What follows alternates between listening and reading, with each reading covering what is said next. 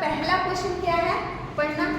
हड़प्पा सभ्यता के शहरों के लोगों को लोगों को रुको बताता हूँ।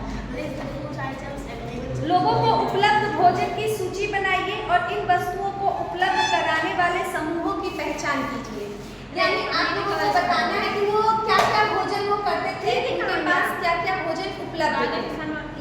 एक मिनट आ गया, हाँ ध्यान देना।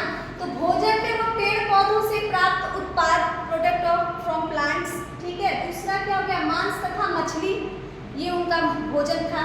अगला भोजन में क्या आएगा, गेहूं, जौ, दाल, सफेद चना, बाजरा, चावल, तिल जैसे खाद्य पदार्थ थे इनके भोजन। तो ये पेड़ पौधों से प्राप्त उत्पाद, इसको उपलब्ध कराने वाले समूह को संग्राहक यानी शिकारी, क्या कहा जाता है इनको, शिकारी, सॉरी आखिर तक को शिकारी कहा जाता है वैज्ञानिक। संग्राहक थे ये, क्या करते थे, घूम घूम कर अपना ये इकट्ठा करते थे पेड़ पौधों से, ठीक है, घुमंतु। मांस तथा मछलियां आखेटक यानी शिकारी लोग इकट्ठा करते थे। आखेटक का मतलब शिकारी होता है। और गेहूं, जौ, दाल, सफेद चना, बाजरा, चावल, तिल जैसे खाद्य पदार्थ ये कौन उपलब्ध कराते थे, कृषक, जिसे हम किसान कहते हैं, ठीक है, किसान।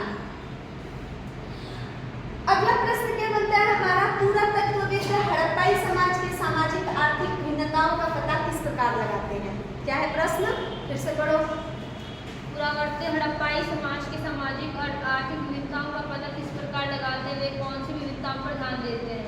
वो कौन सी विविधताओं पर ध्यान देते थे, कहने का मतलब है कि पुरातत्वविद जो आर्कोलॉजिस्ट है वो हड़प्पा समाज में जो सामाजिक आर्थिक, आप क्वेश्चन नंबर 2 क्या आप पढ़िए तो एक बार बुक से। पुरातत्वविद हड़प्पाई समाज में सामाजिक आर्थिक विभिन्नताओं का पता किस प्रकार लगाते हैं, वे कौन सी विभिन्नताओं पर ध्यान देते हैं। हाँ, कहने का मतलब है कि जो हड़प्पा सभ्यता की खोज में जो पुरातत्वविद लगे हुए हैं, समझ रहे हो ना युवराज, आर्कोलॉजिस्ट, तो जो आर्कोलॉजिस्ट है क्या है कि शवाधान, जो उनको सब यानी गर्त जितने भी मिले हैं उन गर्तों के साथ जिस प्रकार की वस्तुएं दफनाई गई हैं उससे पता लगाते हैं। कौन पता लगाते हैं, पुरातत्वविद हड़प्पा समाज के बारे में, कि उस समय भी सामाजिक असमानता थी।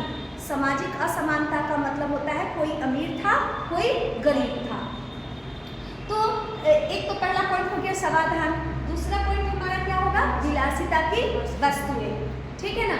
तो आप ये समाधान के बारे में मैंने बताया था, समाधान क्या होता है, जो अमीर लोग हुआ करते थे, जो अमीर लोग हुआ था उनका जो क्या बोलते कब जो होता था वो ऊंची तरीके पर बनाया जाता था, और जो क्या बोलते गरीब लोग होते थे ना नीचे में, उनके भी क्या मन के मिलते थे, जो मतलब वहाँ के लोगों का मानना बहुमूल्य पदार्थ मिले हैं। तो इससे अमीर लोगों का पता चलता था कि जो अमीर थे उन मृतकों के साथ बहुमूल्य कीमती वस्तुएं दफनाते थे। बकरी भी चढ़ाई जाती थी। बकरी चढ़ाई जाती थी का मतलब बकरी का कंकाल भी मिला है, चलो ठीक है। मतलब यहाँ पर आपको ये बताना है कि समाधान में कि जो अमीर व्यक्ति हुआ करते थे तो सबों के साथ क्या दफनाते थे, बहुमूल्य वस्तुएं दफनाते थे। तो जब पुरातत्वविद लोग हड़प्पा समाज में ये, हाँ तो सेकेंड नंबर क्या है, विलासिता की वस्तुएं। तो विलासिता की वस्तुओं के आधार पर ये जितने पुरातत्वविद लोग हैं इसे भी 2 भागों में बांटते हैं।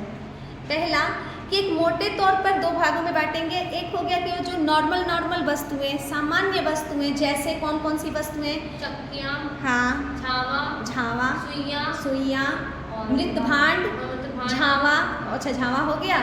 ये सारी वस्तुएं एक सामान्य परिवार के लोग, एक सामान्य लोग इनका क्या करते थे, उपभोग करते थे। और इसके अलावा जो थोड़े सामाजिक स्तर से जो ऊंचे थे, जिन्हें हम अमीर कहते हैं, वो किस प्रकार की वस्तुओं का, फ्यांसे के मटकों का प्रयोग क्या करते थे, किनका, फ्यांस के मटकों का प्रयोग क्या करते थे, हाँ, और क्या जो मनोरंजन के लिए फ्यांस का हो गया। फ्यांस के छोटे पात्र कीमती माने जाते थे क्योंकि इन्हें बनाना कठिन था। जिन बस्तियों में ऐसी कीमती वस्तुएं मिली हैं वहाँ के समाजों का स्तर अपेक्षाकृत ऊंचा